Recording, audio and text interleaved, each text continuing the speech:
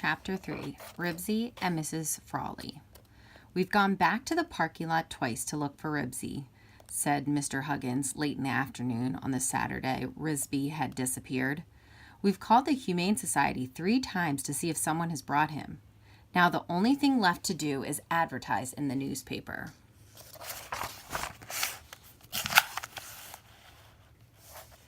Mrs. Huggins picks up a pencil and paper from the desk. "What shall we say?" she asked. "Lost. The best dog in the whole world," said Henry, who was looking out the window, hoping to see Ribsy finding his own way home. "Henry," said his mother, "it won't do any good to keep staring out the window." "In books, dogs find their way home," said Henry. "They travel miles and miles, but they always come home." "But the lost and found notices are full of ads for dogs that apparently can't," said Mr. Huggins. "And when I was a boy, I knew some people who lost their dogs, and 6 years later they found it, living a mile away." "Ribsy is smarter than that," said Henry, "and he likes it here. The dog you're talking about probably ran away." "To get back to the ad," said Mrs. Huggins, "how are we going to describe Ribsy?" "Medium-sized, patchy spots, and a long tail," said Mr. Huggins. "The trouble with Ribsy is that so many dogs look like him." "Not to me they don't," said Henry. "Then think of something different about Ribsy," suggested Mrs. Huggins. "Something that would help identify him. Remember, he isn't wearing his collar." Henry thought the matter over. He did not want to believe his dog was just like any old dog. There had to be something different about him. What was different about Ribsy, aside from his being the friendliest, most companionable dog in the world? Ribsy hung around the schoolyard, but so did every other dog that had a boy in school. He followed the mailman, but so did lots of other dogs. Sometimes the click-it-tat street mailman had so many dogs following him, he would call column right or column left whenever he crossed the street. Ribsy could sit up and beg, and he would shake hands. But so could... "Hey, I've got it," Henry exclaimed suddenly. "He's left-handed. Left paw. He always shakes hands with his left paw." About that time, rain began to fall again on muddy, violet-smelling Ribsy as he lopped down the highway in the dark. Now he was not only bewildered, he was frightened as well. Unused to being out at night, except on his own block on Click-it-tat Street, he found the world a strange and scary place. A gasoline truck rolling down the highway, dragging its dancing chain against the pavement, terrified him. Speeding cars came so close he was forced to run along the rocky edge of pavement, and his paw pads, accustomed to lawns and sidewalks, began to hurt. And worst of all, the smell of violets clung and confused his sense of smell, no matter how often he stopped and rolled. Even though he was tired and footsore, Ribsy kept on traveling along the highway, because he somehow knew that this was the direction from which he had come. Once another dog startled Ribsy, who had not caught his scent through the violets, and after he and Ribsy had sniffed one another, the stranger made it plain that a perfumed dog was not welcomed in that neighborhood. Ribsy did not even have the spirit to argue the matter. He slunk away with his tail between his legs, glancing back over his shoulder at the dog, who was standing there defying him to return. He began to run again. When Ribsy had run until he could run no more, he knew he had to find a place to rest out of the rain. The first shelter he found was a gasoline station, which had been locked up for the night. There was a roof over the 3 gasoline pumps. Ribsy curled up against the center pump, which made a shield against the wind. Shivering, he fell asleep in an aura of violets and gasoline. Early the next morning, Ribsy was awakened when the owner of the station came to work. "Beat it, Mutt," said the man. He was not angry, but he did not want a dog getting in the way. Ribsy obeyed. He was cold, damp, stiff, perfumed, and hungry, which was all bad enough. He did not want to be unwelcome, too, so he trotted off down the highway, looking for a way to improve his situation. He had not gone far when his nose caught a familiar smell that was strong enough to rise above the now fading violets. Coffee! To Ribsy, that smell meant breakfast. Not that Ribsy drank coffee. In the Huggins household, coffee was always bubbling in the electric pot when Henry opened the refrigerator door to get out the dog food for Ribsy. Thus, the smell of coffee had come to stand for breakfast to Ribsy just as it did to people. Ribsy let his nose lead him to the source of the coffee smell, a window that was open a few inches at the rear of a small white house, set back from the highway. Ribsy could hear someone moving around in a kitchen. At home, when Ribsy was outdoors and wanted to be fed, he scratched at the door. That was what he did now. When the door was opened by an old lady, Ribsy lifted his ears and wagged his tail hopefully. My goodness, exclaimed the old lady, whose name was Mrs. Frawley. A dog! Shoo! Go away! Her voice was not unkind, so Ribsy whimpered hopefully and wagged his tail harder. That coffee smell must mean that dog food was near. Shoo! Mrs. Frawley started to shut the door in Ribsy's face. She had shooed dogs out of her yard for so many years that it had become a habit with her.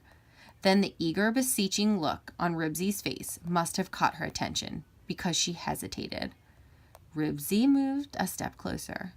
I believe you're hungry, said the old lady.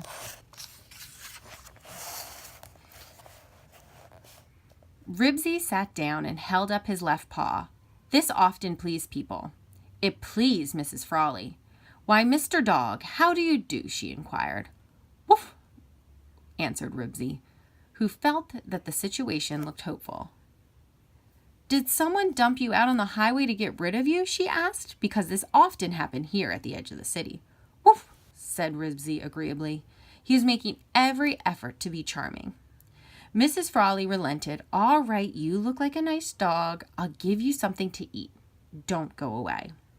Ribsy had no intention of leaving, especially when he heard the refrigerator door open. Mrs. Frawley relented even further. She returned to the door and pushed it open. You must be cold. Come on in. This is my day to scrub the kitchen floor anyways. Willingly, Ribsy entered the kitchen, and the door was shut behind him. Now let's see, mused Mrs. Frawley. What can I find for a dog to eat? There was not much in her refrigerator. Mrs. Frawley, whose husband was dead and whose children were grown, lived alone. How would you like scrambled eggs? She looked at Ribsy's eager face. 2 scrambled eggs? She poured a bowl of milk and set it on the floor. While Ribsy lapped thirstily, she set about scrambling 2 eggs, which she set on the floor beside the empty milk bowl. Ribsy sniffed, then licked cautiously, and as soon as the eggs had cooled enough, he wolfed them down and looked hopefully for more. You are a hungry dog, said Mrs. Frawley, and agreeably scrambled 2 more eggs. And you smell so nice like violets. While she watched Ribsy eat, she could not help thinking that it was pleasant to prepare breakfast for someone once more, even if it was only a dog. Mrs. Frawley was a very lonely person. Her eyesight was not as good as it used to be, and she could no longer crochet or read very much. Mrs. Frawley was a person who liked to keep busy. Her days were long because she had little to do and no one to talk to, at least not until Ribsy had appeared at her back door. With 4 eggs in his stomach, Ribsy felt much better. He was warm, too. After exploring the kitchen, he walked into Mrs. Frawley's small living room. It was a fussy room full of artificial flowers, crocheted doilies, little pictures, and figurines. The comfort was soothing to his sore paw pads, and after looking around, Ribsy curled up in front of the gas heater and went to sleep. Just as if you lived here, said Mrs. Frawley, and smiled. She washed her breakfast dishes quickly and wiped up Ribsy's muddy paw prints. Then she put on her best hat, coat, and galoshes, and took her pocketbook and umbrella, and quietly left the house. She started her old car, still smiling, drove slowly off down the highway, ignoring the cars that honked at her to go faster. Mrs. Frawley's Social Security check had arrived the day before. She felt like going on a little spree after church. Ribsy did not awaken until Mrs. Frawley returned. When he went to the back door to be let out, she said, "Just a minute, I have a surprise for you. Something I found at the supermarket. Aren't we lucky it's open on Sunday?" She opened a bundle and took out a leash and a red collar, which she fastened in place. The collar was trimmed with rhinestones. Mrs. Frawley liked things fancy. Ribsy did not mind. He struggled only a little bit, when she dressed him in a nice warm plaid coat. He was used to wearing a collar, but the coat puzzled him. He shook himself, but it did not come off. He tried standing on 3 legs and scratching at it with his left hind foot, but that did not work either. "My, don't you look nice," said Mrs. Frawley, and let Ribsy out the door. Still puzzled, Ribsy walked along to the end of the leash. Mrs. Frawley allowed him to pause by the bushes, and then kept on walking him along the edge of the highway. He was agreeable to this, because it was the direction in which his instincts told him he would be going. "Morning, Mrs. Frawley," said to a trottery old gentleman who had shuffled out to get his morning paper from a round metal box fastened to a post. "See you have a dog?" "Yes," she answered. "Someone must have brought him outside the city limits and dumped him. I don't know what makes people do things like that." The old gentleman shook his head. "I've taken in so many stray cats, my daughter says we don't have room for any more.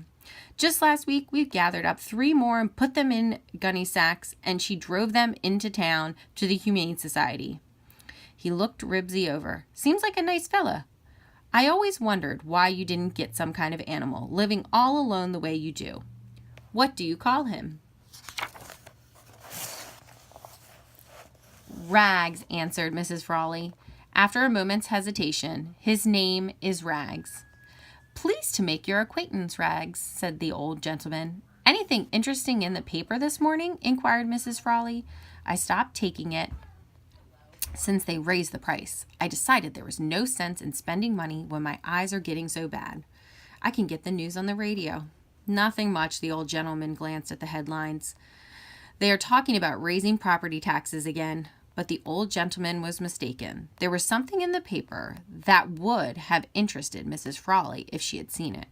Towards the back of the second section, under Lost and Found, were 3 small lines of type that read, "Lost at shopping center. Mongrel dog, black, white, brown. Answers to Ribsy. Shakes hands with left paw. No collar. At 74139. Reward."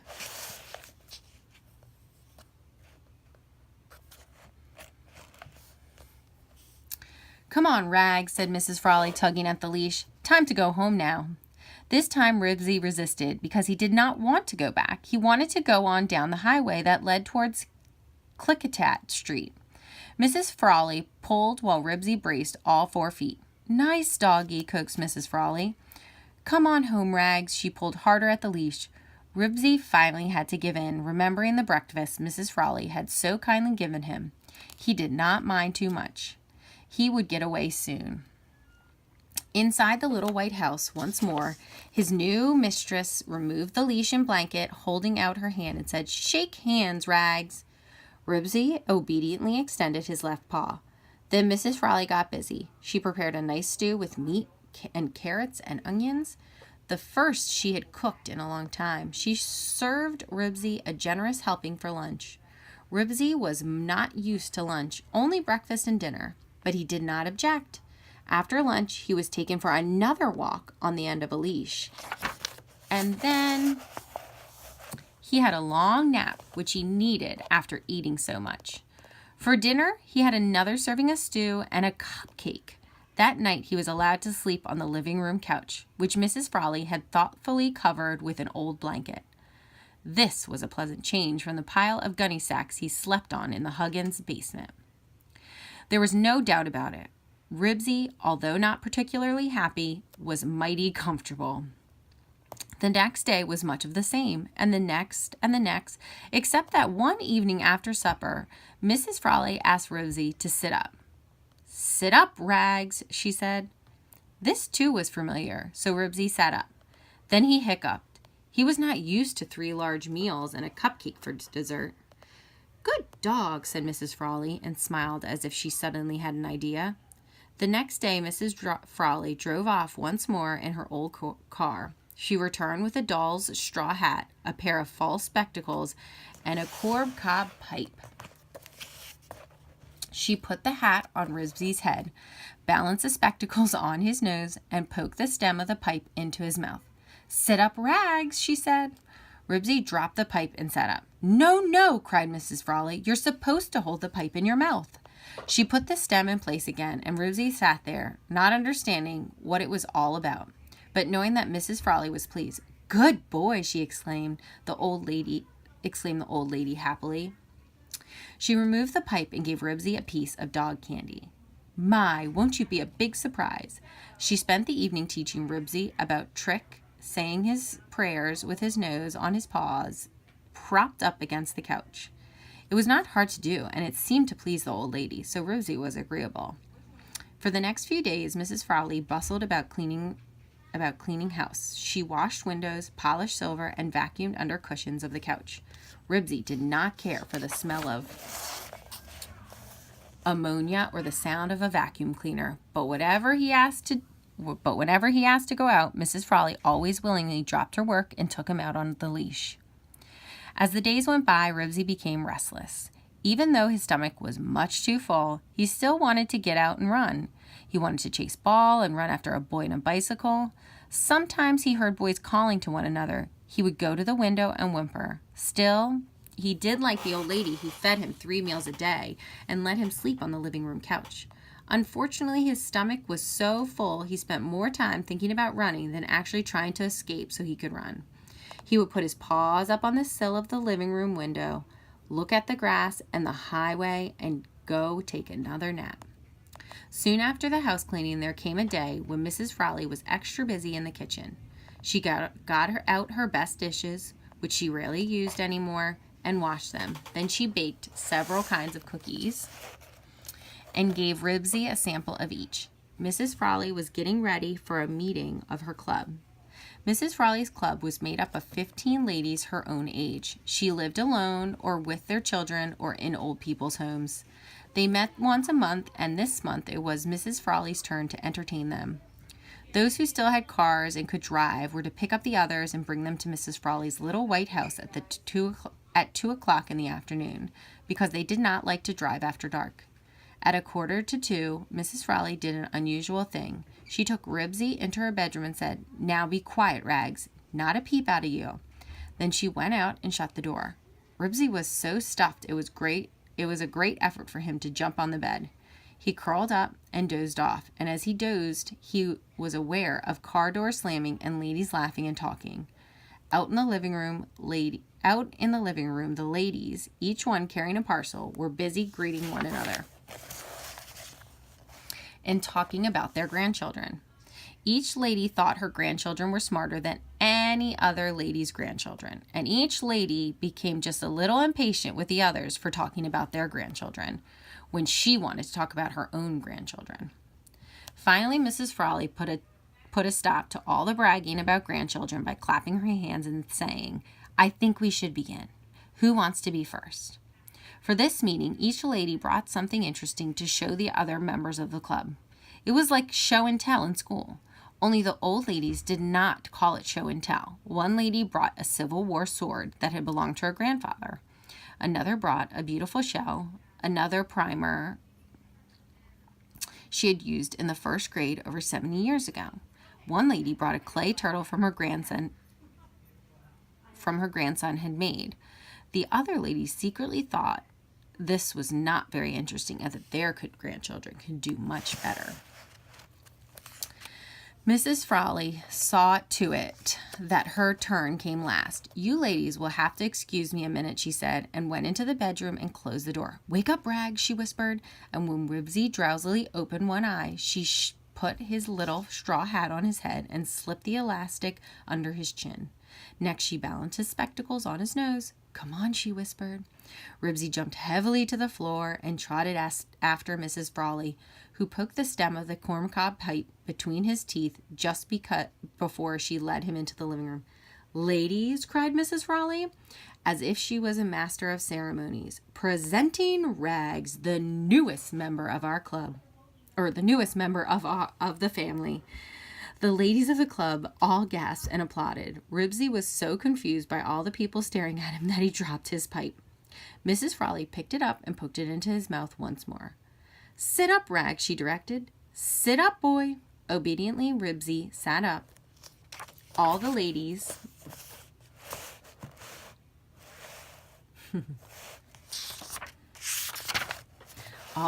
laughed. "Isn't that cute?" they murmured.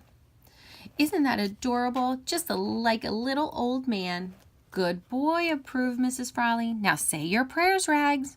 Ribsy, who had not minded performing his tricks when he was alone with Mrs. Frawley, did not want to say his prayers in front of all these strangers. He did not like to be stared at and laughed at. He felt embarrassed and ashamed. He tucked his tail between his legs and tried to slink back to the bedroom. The ladies all laughed. "He's bashful," someone said. "No, no, Rags," said Mrs. Frawley, seizing him by the collar and pulling him to the couch. "Say your prayers." With great reluctance, Ribsy sat up with his paws against the couch and rested his nose on them. The ladies were delighted. They laughed and clapped their hands. Ribsy gave Mrs. Frawley a mournful "Now, can I go?" look and slunk behind the couch, where he brushed off the hat and spectacles with his paws. Then he flopped down on the carpet and felt very, very unhappy. His sharp ears caught the sound of a boy calling, "Hey, Jack!" someplace outdoors, and he felt even more unhappy. Ribsy was a dog and not a person. He wanted to be treated like a dog once more, even if it meant sleeping on gunny sacks in the basement. He wanted to eat dog food and horse meat and roll in the grass and chase balls and run after boys and bicycles. This afternoon had been too much for him. Ribsy was determined to escape. Mrs. Frawley explained to her club what she thought was true, that her dog was one of the many unwanted animals that were dumped along the highway, that other dogs had come to her door and she had shooed them away. But this one was such a smart, friendly dog who could shake hands that she felt she just had to take him in. Then she served her guests ice cream and cookies and set a saucer of dessert on the kitchen floor for Ribsy. Ordinarily, Ribsy would have trotted into the kitchen to investigate when he heard the thump of a saucer being set on the floor, but not today. He was not going to come out from behind that couch and be laughed at by all those old ladies. Besides, he was not hungry. He dozed and waited. Soon after the ice cream and cookies had been eaten, the meeting broke up. The ladies with cars were anxious to start home before the evening traffic. The way people drove these days, they said, it was a wonder there weren't more accidents than there were. Several guests peeked over the couch and said, "Bye-bye, doggy." They were wishing their children or the old people's homes they lived in would let them keep pets. Ribsy paid no attention, but when he heard the door open, he edged forward and peered around the couch. The ladies were all busy buttoning their coats, wrapping their interesting objects, picking up their canes, and saying goodbye to one another. No one was paying any attention to the dog behind the couch. Ribsy waited for a clear path to the door, and when he saw it, he bolted so fast his feet slipped on the edge of the floor where there was no carpet. He fell, picked himself up, leaped down the stairs, and shot across the yard to the highway as fast as he could. It felt good to stretch his legs and run once more. Ribsy's tongue flapped and his eyes shone. He was a dog again. Behind him, he heard Mrs. Frawley calling, "Rags, Rags, come back here." She was too late. Ribsy was on his way towards dog food and balls to catch and bicycles to chase. Mrs. Frawley would have to find another dog to keep her company, and in her neighborhood, that should not be hard.